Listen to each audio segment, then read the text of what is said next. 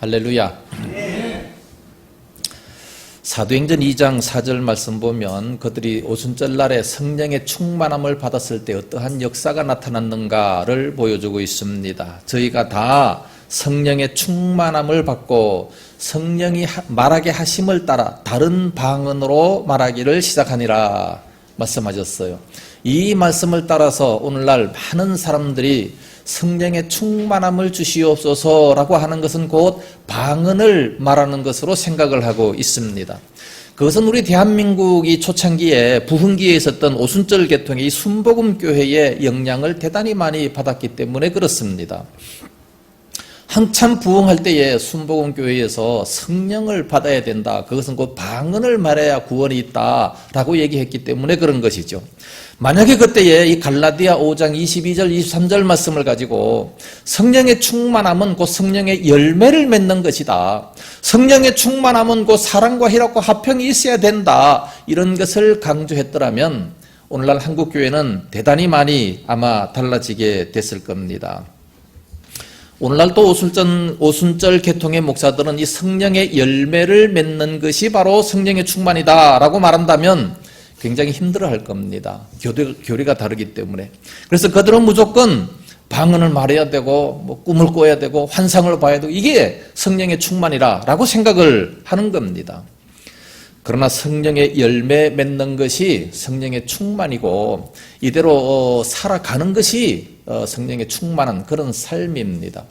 예수님께서도 우리들에게 너희들의 그 삶을 바라보면서 악한 나무와 선한 이 나무의 그 방법을 어떻게 할 수 있느냐? 열매로 그들을 알 수 있다라고 말씀했어요.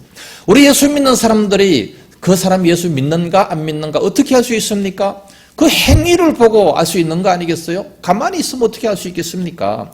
입술로만 막 떠드는 게 아니라 행위를 보고 열매를 보고 알 수 있다고 말씀합니다. 그럼에도 불구하고 오늘날 많은 사람들은 계속해서 열매 대신 이 은사만을 구하는 사람들이 많습니다. 신유의 은사를 주시옵소서, 방언을 주시옵소서, 날마다 이런 은사만을 간구합니다. 물론 그런 은사는 대단히 중요한 것이죠. 그런 은사는 사역을 감당할 때에 대단히 필요한 겁니다. 그러나 그 은사는 그 사람의 영적인 성숙과 비례하지 않습니다. 그런 은사가 아무리 많다 할지라도 그 사람의 믿음이 성숙하다가 아니란 말이에요. 은사는 믿음이 없어도 얼마든지 주어질 수 있습니다. 그러나 열매는 그렇지 않아요. 열매는 그 사람의 믿음이 그래야 열매가 생기게 되는 겁니다. 나무를 심은 거 보세요. 나무를 보면 그 나무가 정말 튼실하고 좋아야 좋은 열매를 맺는 거 아니겠습니까? 나쁜 나무에서 어떻게 그 열매를 맺을 수 있겠습니까? 키만 크다고 뭐 좋은 열매를 맺습니까? 아니잖아요. 그래서 방언한다고 해서 영적으로 성숙한 것이 아니라는 겁니다. 신유의 은사가 있다고 해서 영적으로 성숙하다? 아니라는 거죠. 지금까지 한국교회가 이 영적인 성숙과 전혀 다른 길을 걸어왔습니다. 고린도 교회가 그와 같습니다. 고린도 교회는 많은 은사가 있었지만 그럼에도 불구하고 다투고 싸우고 내파로 갈라지는 그런 모습을 보게 됩니다. 그게 무슨 믿음이 큰 그런 교회가 되겠습니까? 그래서 오늘날 우리들은 성령의 열매를 맺는 것이 곧 성령의 충만한 것이다 라는 것을 분명히 알아야 됩니다. 할렐루야. 지금까지 성령의 9가지 열매 중에서 6가지를 살펴봤습니다. 사랑과 희락과 화평과 오래 참음과 자비와 양선까지 살펴봤습니다. 오늘은 이제 마지막으로 나머지 3개 충성과 온유와 절제에 대해서 살펴볼 때에 큰 은혜가 임하기를 예수님 이름으로 축복합니다. 자, 7번째 성령의 열매 충성입니다. 충성이란 말은 헬라 원어로 피스토스라는 말인데 이것은 신실하다, 믿을 수 있다라는 그런 뜻입니다. 저 사람은 믿을 수 있어. 저 사람은 정말 신실해. 한번 약속한 것은 반드시 지키는 사람이야. 이게 바로 충성이라는 거죠. 하나님의 본성을 말할 때도 하나님은 신실하다 그렇게 말하지 않습니까? 하나님은 신실하신 분. 우리 예수 믿는 사람들은 이 하나님을 본받아서 신실한 그런 사람이 돼야 되는 겁니다. 믿을 만한 그런 사람이 돼야 된다라는 말씀이죠. 그래서 우리에게 직분을 맡길 때에 그 맡기는 것은 바로 배반해서는 안 되는 겁니다. 그래서 맡은 자에게 구할 것은 충성이다 말씀했어요. 오늘날 우리가 무슨 일을 맡길 때 충성하는 자에게 맡기는 것이지 충성을 안 하는 사람에게 어떻게 일을 맡기겠습니까? 믿을 수 있는 사람, 신실한 사람, 정말 믿음이 있는 그런 사람에게 일을 맡기게 되는 거예요. 그런데 게으르고 불성실하고 심지어 주인의 뜻에 불순종하는 이런 사람에게 어떻게 일을 맡길 수 있겠습니까? 못 맡기는 거죠. 오늘날 우리들에게 직분을 맡겼다라고 하는 것은 대단히 감사한 일입니다.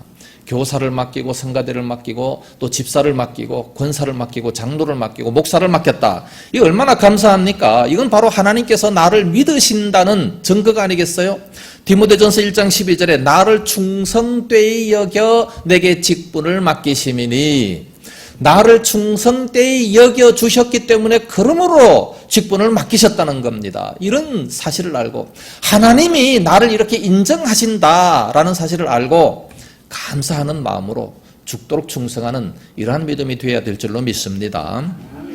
그러면 누가 충성된 사람입니까? 누가 믿을 수 있는 사람이고 누가 신실한 사람입니까? 그거는 두 가지입니다. 첫째, 지극히 작은 일에도 충성해야 되고, 두 번째는 끝까지 충성하는 자가 바로 충성입니다. 먼저 지극히 작은 일에도 충성을 하는 자, 주님의 일에는 정말 크고 작은 일이 없죠. 다 중요합니다. 모든 것이 다 중요하기 때문에 큰 일을 맡겼을 때도 충성하고 작은 일을 맡겼을 때도 믿을만하게 일을 해야 된다는 말씀입니다. 우리 몸의 지체는요 모두가 다 중요합니다. 코도 중요하고 입도 중요하고 손도 중요하고 뭐 손가락 발가락 하나 필요 없습니까? 그럼 잘라버려야지. 그러나 그거 한번 잘라보세요. 얼마나 불편해요. 필요 없는 것이 하나도 없듯이 하나님의 교회 안에는 모든 일꾼들이 다 필요하다는 겁니다. 집사도 필요하고 장로도 필요하고 교사도 필요하고 다 필요한 것이지 다 사도가 될 수가 없어요. 다 선생이 될 수가 없어요. 골고루 필요하다는 겁니다. 그러니까 다 중요한 거죠. 크고 작은 것이 없어요. 그러므로 맡겨진 일에 충성하는 것이 중요하다는 말씀입니다. 작은 일을 맡겼다 할지라도 대단히 중요한 거예요. 그게 축구를 하는데 11명의 축구 선수가 있습니다. 골키퍼를 하고 공격수가 있고 수비가 있고 다 있어요. 있는데 골키퍼이 생각하기를 나는 뭐 이거 뛰지도 안 하고 별로 중요하지도 않다. 옆에 가서 앉아 있으면 그럼 어떻게 되겠어요? 바로 골 먹지 않습니까? 골키퍼 얼마나 중요한데. 그래서 1번이에요. 골키퍼는 가장 중요한 사람입니다. 여기까지 중요하지 않다고 생각하면 안 되는 거예요. 오케스트라에서 베이스가 얼마나 중요합니까? 아니, 나는 이거 뭐 곡도 제대로 하는 것도 아니고 그냥 뭐 쿵쿵 한번 눌러서 별로 필요하지 않다. 그거 안 하면요 음악이 안 됩니다. 다 똑같이 필요합니다. 마찬가지로 우리 교회 안에는요 모두가 다 필요합니다. 청소하는 것도 필요하고 쓰레기 하나 줍는 것도 필요하고 음식하는 것도 필요하고 다 골고루 있어야 얼마나 좋겠습니까? 다 필요한 거예요. 전에 어떤 교회에서 그런 일이 있었습니다. 유초동부를 이렇게 놀랍도록 부흥을 시키고 중고동부는 아주 안 되는 그런 교회가 있었어요. 그런데 유초동부를 맡겼더니 아주 잘해가지고 부흥을 시켰어요. 그래서 올해는 유초동부를 부흥시키기 때문에 내년에는 중고동부를 맡아서 부흥을 좀 시켜보십시오. 그랬더니 하는 얘기가 실컷 부흥을 시켜놨더니 저런 곳에 사람도 없는 저런 곳에 나를 보내냐? 나를 도대체 뭘로 보고 불평을 하는 이런 사람이 있어요. 그래서 주인을 아주 실망하게 하는 지금까지 쌓아놨던 그 모든 신뢰가 그 한마디로 다 끝나게 되는 그런 모습이 있게 되는 겁니다. 우리 예수님께서는요 5달란트 받은 자와 2달란트 받은 자에게 왜 충성을 했습니까? 배로 남겼기 때문에 충성한 것이 아니고 지극히 작은 일에도 충성을 다했기 때문에 그러므로 더 큰 것을 맡기겠다 말씀하셨어요. 지극히 작은 것에도 충성을 해야 되는 겁니다. 그러므로 1달란트 받은 자도 역시 열심히 일을 해서 1달란트를 남겼더라면 똑같은 축복과 칭찬을 받을 거라는 말씀이죠. 그래서 지극히 작은 자, 지극히 작은 거 하나도 충성을 해야 됩니다.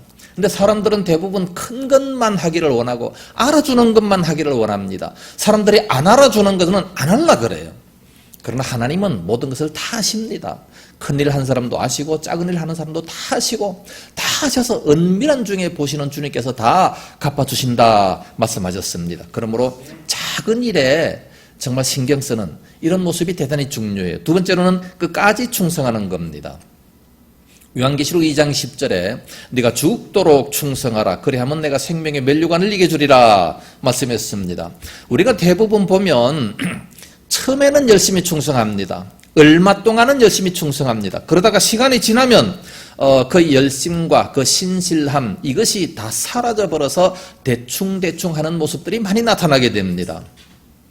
그러나 주인이 정말 믿을 수 있는 신실한 성도가 누구냐? 끝까지 충성하는 그런 자가 믿을 수 있는 거 아니겠습니까? 끝날 때까지 주님 앞에 서는 그날까지 내 몸이 다하는 그날까지 충성하는 그런 모습이 중요하다는 겁니다. 그래서 죽도록 충성해라. 죽을 때까지 충성해라. 그렇게 말씀하고 있습니다.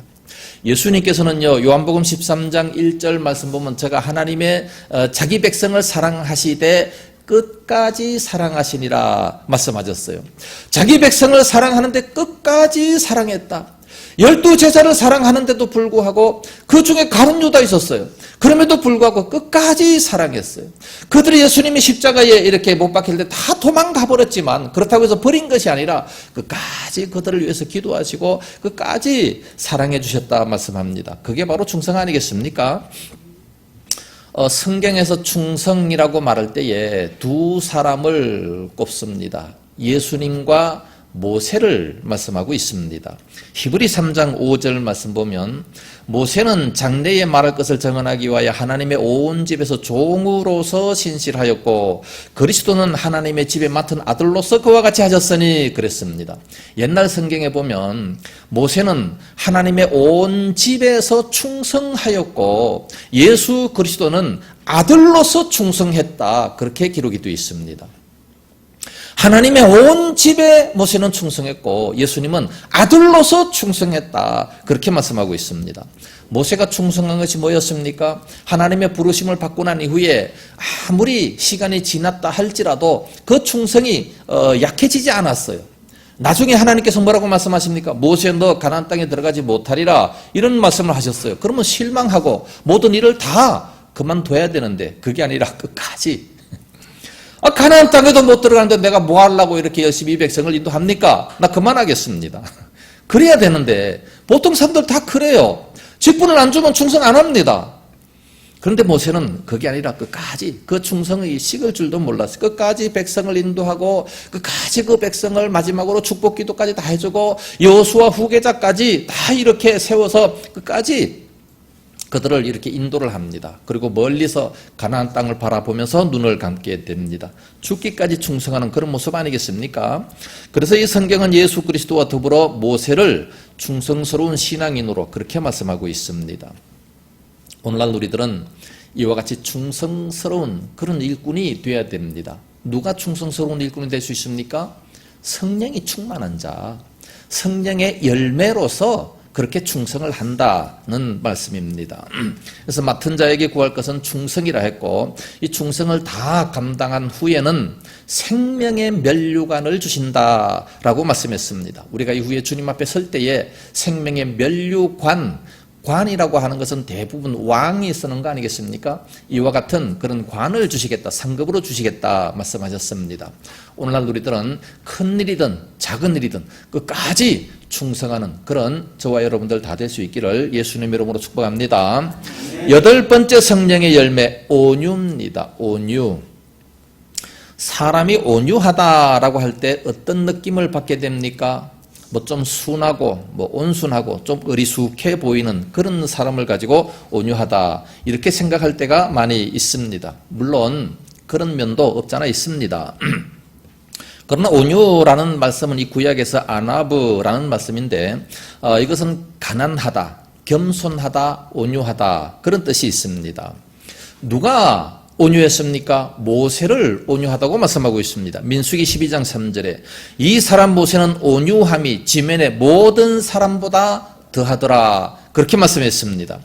구약 성경 말씀에서 거의 유일하게 이 온유한 사람으로 모세를 소개하고 있습니다. 그렇다면 온유한 것이 뭐냐? 모세를 볼 때에 모세의 삶을 생각해 보면 온유함이 무엇인지 우리가 알 수가 있습니다.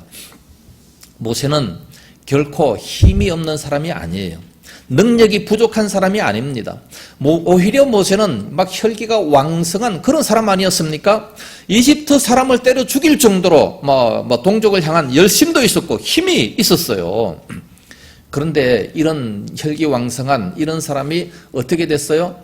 사람을 죽이고 난 이후에 이제 그것이 들킬까봐 미디안 광야로 가서 거기서 40년 동안 연단을 받았습니다. 양치는 목동으로 지내면서 온유와 겸손을 배우게 됐습니다.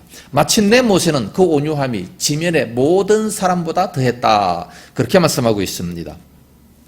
그래서 모세를 통해서 볼 때 이 온유라고 하는 말씀은 그냥 유순하고 힘이 없고 무조건 참는 그런 모습이 아니라 큰 힘을 가지고 있음에도 불구하고 그것을 잘 조절할 수 있는 능력이 바로 온유라는 뜻입니다.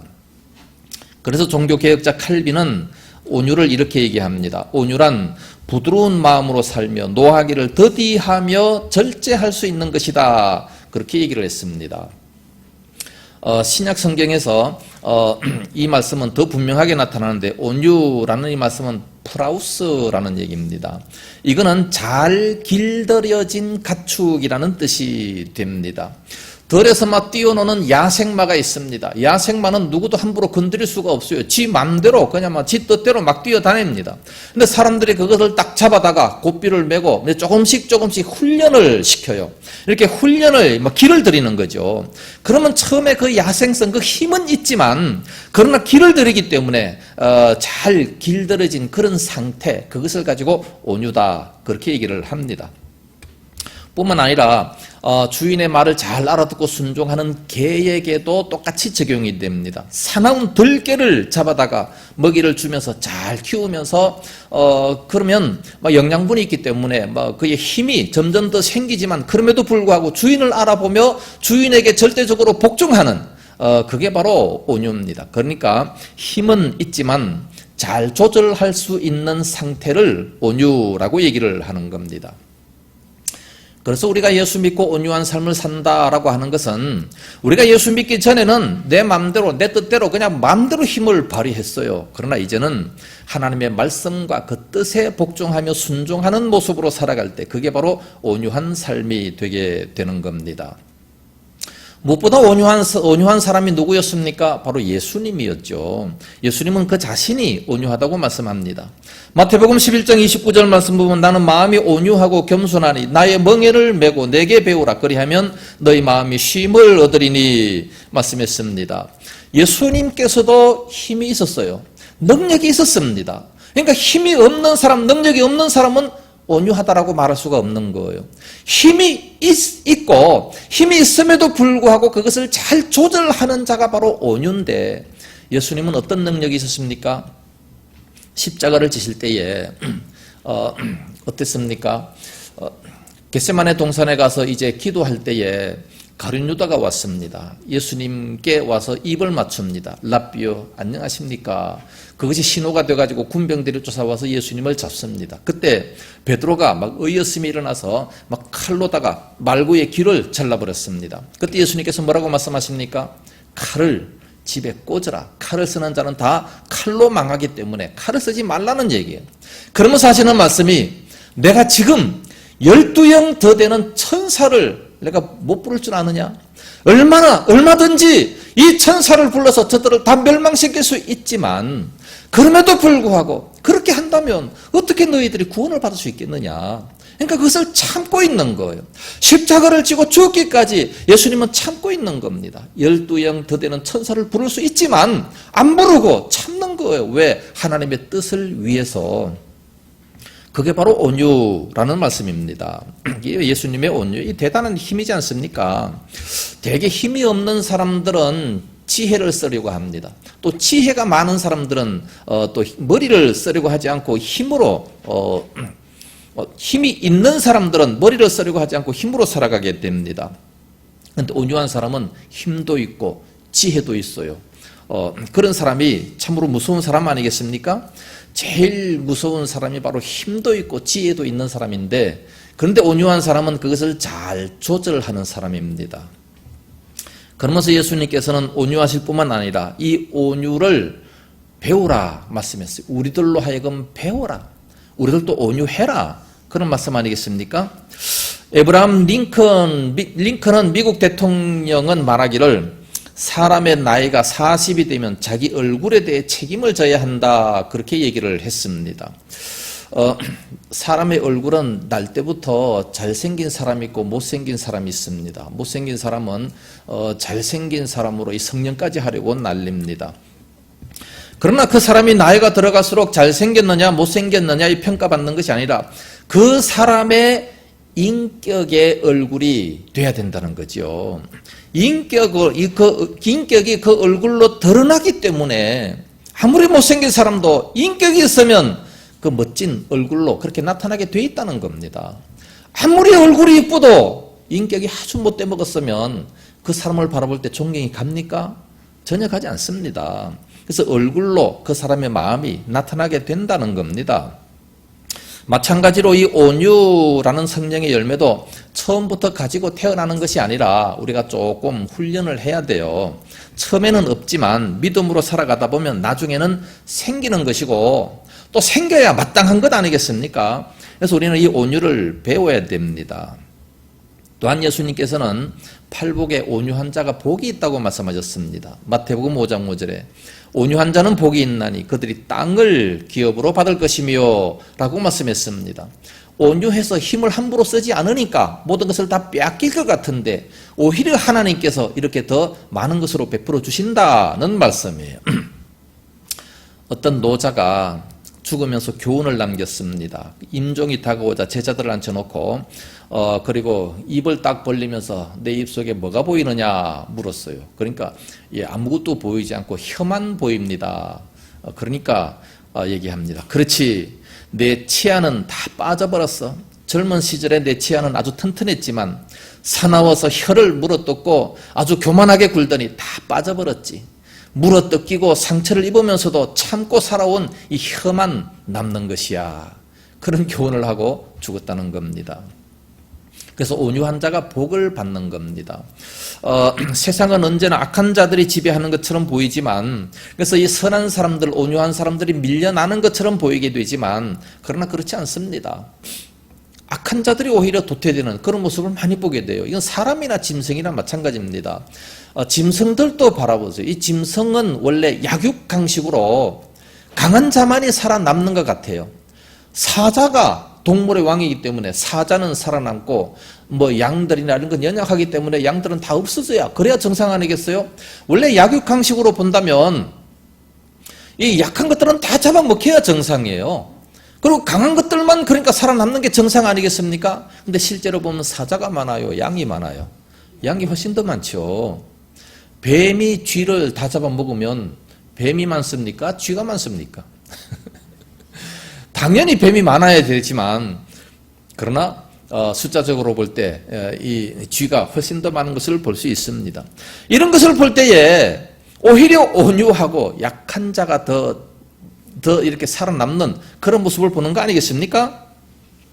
그러니까 이 선한 사람들은 뒷전에 밀리고 악한 사람들과 이 독한 사람들이 세상에 살아남는 것처럼 보이지만 사실은 정반대라는 말씀이에요. 그런 사람들은 살아도 오래 못 삽니다.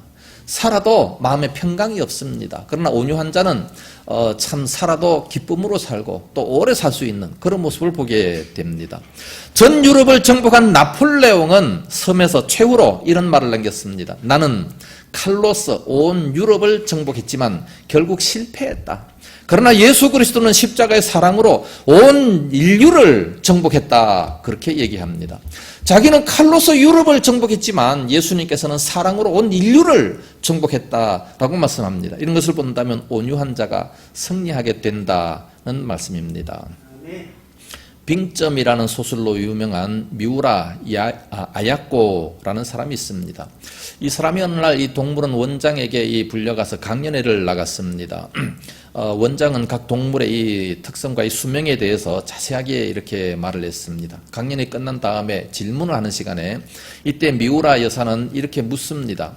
동물이나 생물 중에 어느 것이 빨리 죽나요? 물어봤어요. 그랬더니 그 원장이 호전적이고 성질이 급한 놈, 덩치가 큰 놈들은 빨리 죽습니다. 그러나 온유한 동물들은 오래 삽니다. 라고 얘기했어요. 그러니까 이 동물이나 사람이나 마찬가지로 온유한 자가 오래 살 수 있다는 말씀입니다. 거칠고 이 사나운 자가 잘 되고 세상을 지배하고 이 출세하고 성공하는 것 같지만 그러나 그런 것이 아니라 오히려 남을 배려하고 또 친절하고 겸손한 사람이 궁극적인 승리와 행복을 얻고 오래 살 수 있게 된다는 말씀입니다. 오늘날 우리들은 어떤 모습으로 살아가고 있습니까? 예수님의 그 온유함을 본받아서 우리는 부드럽게 살아가야 됩니다. 친절하게 겸손하게 살아가야 됩니다. 온유한 자가 복이 있다 말씀했기 때문에 예수님의 말씀을 따라서 항상 온유한 삶을 살아가야 됩니다. 강력한 능력이 있지만 그것을 잘 절제할 수 있는 힘을 가져서 온유하게 살아가는 이런 자가 복이 있다는 말씀입니다. 할렐루야. 마지막 9번째 성령의 열매 절제입니다. 절제. 성령의 9가지 열매 중에서 맨 처음에 나온 것이 뭐였습니까? 사랑이 있고 맨 마지막에 절제가 나오게 됩니다. 이건 참으로 기가 막힌 절묘한 이 하나님의 뜻이 있다고 생각이 됩니다. 맨 앞에 나와 있는 것은 바로 모든 것에 있어서 이 사랑이 전제돼야 된다라는 것을 말씀하고 있습니다. 사랑이 없이 모든 열매 있어봤자 소용이 없다는 거죠. 사랑이 없이 희락이 있고 사랑이 없이 기쁨이 있고 또 사랑이 없이 화평이 있고 오래 참음과 자비, 양성, 충성, 온유, 절제 이 사랑이 없는 그 모든 것들은 아무 소용이 없다는 겁니다. 그래서 일제간치 고린도전서 13장 2절 말씀에 내가 예언하는 능력이 있어 모든 비밀과 모든 지식을 알고 또 산을 옮길 만한 모든 믿음이 있을지라도 사랑이 없으면 내가 아무것도 아니요 내가 내게 있는 모든 것으로 구제하고 또 내 몸을 불사르게 내줄지라도 사랑이 없으면 내게 아무 유익이 없느니라 그랬습니다. 산을 옮길 만한 믿음이 있고 내 몸을 불사르게 내어주는 자기 생명까지 내어주는 이런 모습이 있다 할지라도 사랑이 없다면 사랑 없이 영웅심으로 했다면 그건 아무 소용이 없다라고 말씀하고 있습니다. 한번 생각을 해보세요. 사랑이 없는 기쁨 사랑이 없는 화평, 평화로워요. 그런데 사랑이 없어요. 재미있습니까? 하나도 재미없다 생각이 됩니다. 집안에 아무 걱정이 없어요. 모든 것이 잘 돌아갑니다. 물질적으로 풍족합니다. 건강도 해요. 그런데 그 가정에 사랑이 없다면 얼마나 삭막하겠습니까? 예? 그 사랑이 없는 자비, 사랑이 없는 양선, 자비를 베풀고 선한 일을 하기는 하는데 사랑으로 하는 것이 아니에요. 억지로 하는 거예요. 그거 받아도 재미가 있습니까? 받아도 기쁨이 있습니까? 전혀 참으로 의미가 없는 그런 모습이 되어지는 겁니다.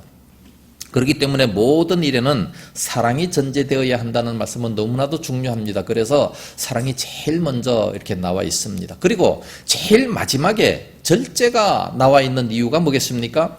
이 모든 일에는 또 절제가 필요하다는 겁니다. 이 모든 은사를 사용할 때 절제가 반드시 필요하다는 말씀이에요. 사랑이 얼마나 좋습니까? 사랑이 좋기는 참 좋은데 이 사랑이 절제가 없이 막 행해질 때 그때 이건 참 대단히 무서운 것이 되어버리고 마는 겁니다. 절제가 없는 사랑 아무나 그냥 막 사랑해버려요. 이거 안 되는 거 아니겠습니까? 자녀가 사랑스럽다 그래가지고 절제되지 못한 사랑을 베푼다면 어떻게 되겠습니까? 그 자녀를 바보로 만들게 되는 겁니다. 절제 없는 사랑 내가 해주고 싶은 것이 너무나도 많아요. 내가 이 자녀를 너무너무 사랑하기 때문에 난 모든 것 전부 다 해줄 거야. 원하는 것 다 해줄 거야. 그리고 조금도 힘든 일을 안 시켜요. 무조건 좋은 것, 편안한 것, 그가 원하는 모든 것 다 줘요. 그 아이는 어떻게 되겠습니까? 바보가 돼버리고 마는 거예요. 군대 가면 자살합니다. 그런 자가 자살하는 거예요. 네? 자기 조절 능력이 없기 때문에 이런 사람 조금만 힘들면 바로 쓰러지게 됩니다. 참을성이 없어지게 됩니다. 조금만 힘들면 바로 포기하게 됩니다. 조금만 억울한 소리 들으면 바로 그냥 옥상으로 올라가는 거죠. 내가 이런 소리 한 번도 안 들었는데 너한테 이런 소리 듣냐? 차라리 죽는 게 낫다. 낫기는 뭐가 나요? 그런 훈련이 안 돼 있는 거예요. 그러니까 이 사랑도 절제 없는 사랑 안 됩니다. 절제가 반드시 필요한 거예요. 절제라는 말씀은 참을 수 있는 자기 조절 능력을 말하고 있는 겁니다. 참아야 돼요. 정말 그를 사랑하지만 참을 때는 참을 수 있어야 됩니다. 이 참지 못하는 거, 절제가 없으면 안 된다는 거죠. 우리나라처럼 정말 잘 쓰고 잘 먹고 잘 입는 이런 민족이 세상에 없습니다. 뭐 자기 하고 싶은 거 다 하잖아. 아무리 가난하다 그래도 먹고 싶은 거 다 먹어요. 그래서 우리 대한민국은 정말 가난한 사람도 북한의 김정일보다 더 잘 먹는다. 그런 얘기도 있습니다. 정말 기름 한 방울 나지 않는 이런 나라에서 세계 6번째로 많이 쓰고 있고 IMF가 지난 지 얼마 안 지나서 바로 그냥 해외여행 지금 맘대로 하지 않습니까? 미국이 망해가는 모든 교육기관들은 이 교육기관들이 다 누가 먹여 살리느냐? 한국 사람들이 다 돈줄이 돼가지고 다 먹여 살리고 있습니다.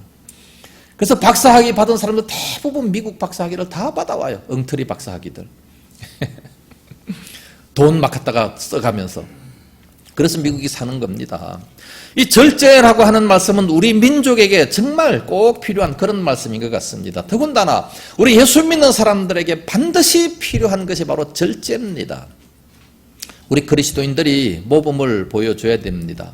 그리스도인들의 이 생활에 이 절제라는 것이 얼마나 필요한지 고린도전서 9장 25절에 이렇게 말씀합니다. 이기기를 다투는 자마다 모든 일에 절제하나니 그들은 썩을 승리의 관을 얻고자 하되 우리는 썩지 아니할 것을 얻고자 하노라 말씀했습니다. 세상 사람들은 이 썩을 면류관을 위해서도 절제를 합니다. 썩을 면류관, 올림픽 경기를 할 때에 그 면류관, 금메달 그거 하나 받기 위해서 얼마나 많이 절제합니까?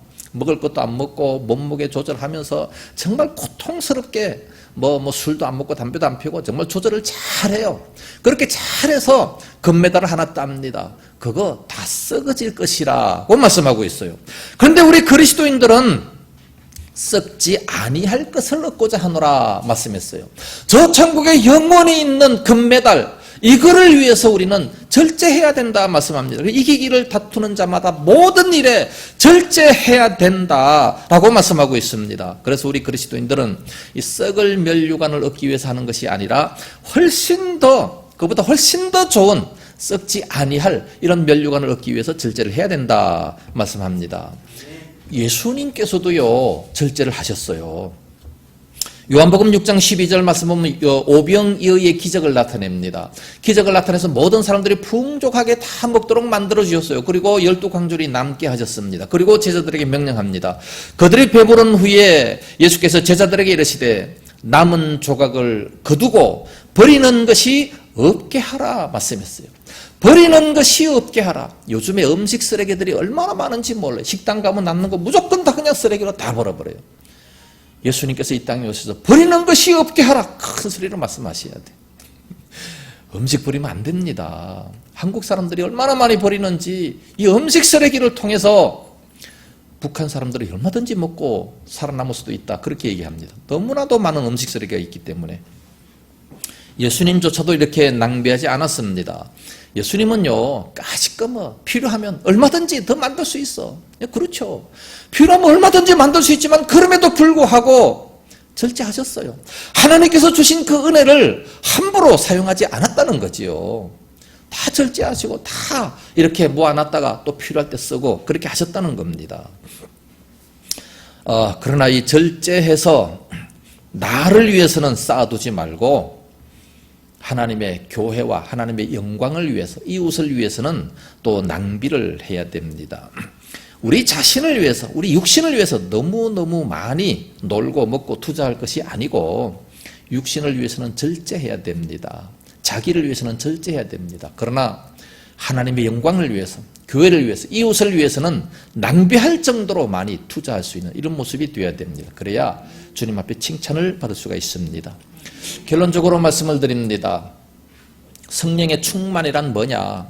우리 예수 믿는 사람들은 반드시 성령의 충만함을 받아야 됩니다. 오직 너는 성령의 충만함을 받으라 명령이 에베소서 5장 18절 말씀에 성령의 충만함을 받으라고 명령을 하셨습니다. 그렇다면 우리는 다 성령의 충만함을 받아야 돼요. 근데 지금까지 잘못 생각하기를 성령의 충만은 뭐 신유를 말하고 방언을 말하고 이런 것이 성령의 충만인 줄로 생각했는데 그게 아니라 열매를 맺어야 되는 겁니다. 훨씬 더 중요한 열매. 나무 왜 키웁니까? 열매를 얻기 위해서 키우는 겁니다. 사과나무, 배나무, 복숭아나무 왜 키워요? 열매를 얻으려고. 우리 그리스도인들이 왜 이 땅에 성령의 충만함을 받아야 돼요? 열매가 있어야 된다는 겁니다. 사랑과 희락과 화평과 오래 참음과 자비와 양선, 충성, 온유, 절제 이런 모습들이 반드시 있어져야 됩니다. 이제 우리 주의 교회 성도들 예수 믿는 우리들은 이런 성령의 열매를 주렁주렁 맺혀서 하나님께 영광을 돌리고 많은 사람들에게 전도가 되고 우리 자신들에게도 큰 은혜가 되는 이런 놀라운 역사가 있기를 예수님 이름으로 축복합니다.